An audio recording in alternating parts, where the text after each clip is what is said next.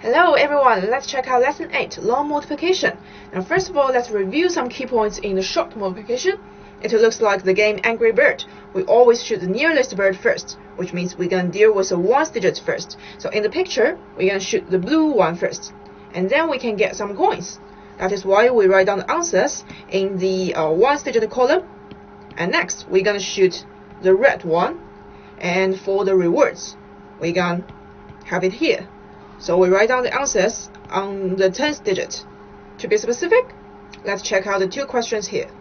Question number 1, 57 times 8. Let's start from the ones digit. We would have 8 times 7. That will be 56. We can put the 6 in the box in the ones digit column.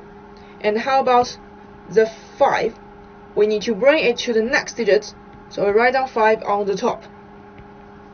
And then, the 10th digit, we have 8 times 5.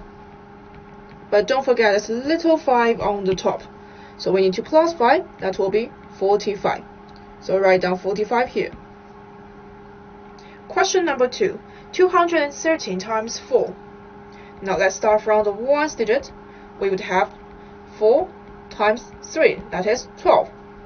We can only put this 2 in the box, and we need to carry the 1 to the next digit, so we'll write down the little 1 on the top.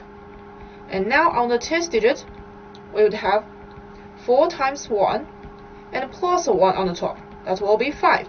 So we put the number 5 into the box. And finally, we would deal with the 4 times 2 on the hundreds. So 4 times 2, that is 8. So we put 8 in the hundreds column. Next, let's check out some interesting questions. So here we have 1 times 3. That is simply 3. But how about 10 times 3? That will be 30. And 1 times 7, that is 7. 10 times 7, that is 70. Did you spot that?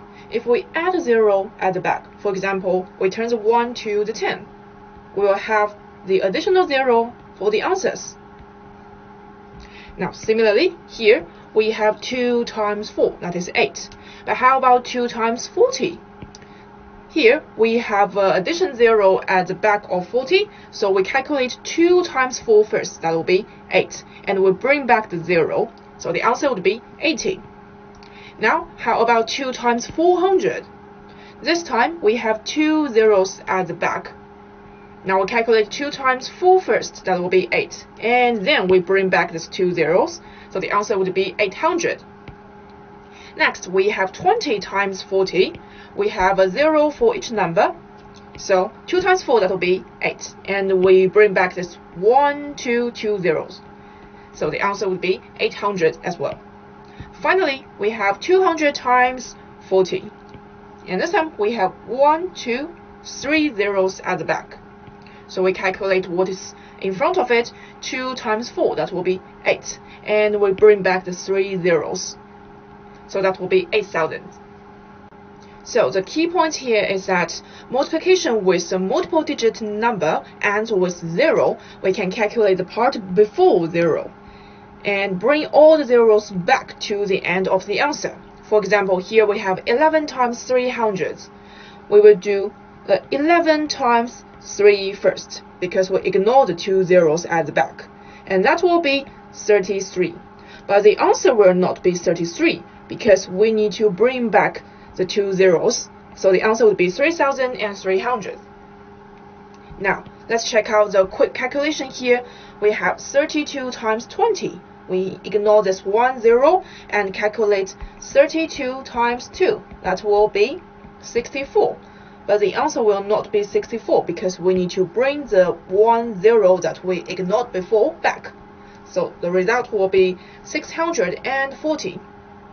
Now similarly, 21 times 40, we ignore the 0 at the back and calculate 21 times 4, that is 84. And finally, we add the 0 back. 11 times 60, we ignore the 0 at the back, and 11 times 6, that will be 66. And we bring the 0 back, so the final answer would be 660. Now, we have 42 times 200. This time we ignore the 2 zeros at the back. we calculate 42 times 2, that will be 84. But the answer will not be 84 because we need to bring the 2 zeros back.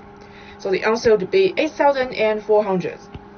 Now similarly, 21 times 300, we ignore the 2 zeros and calculate 21 times 3, that will be 63.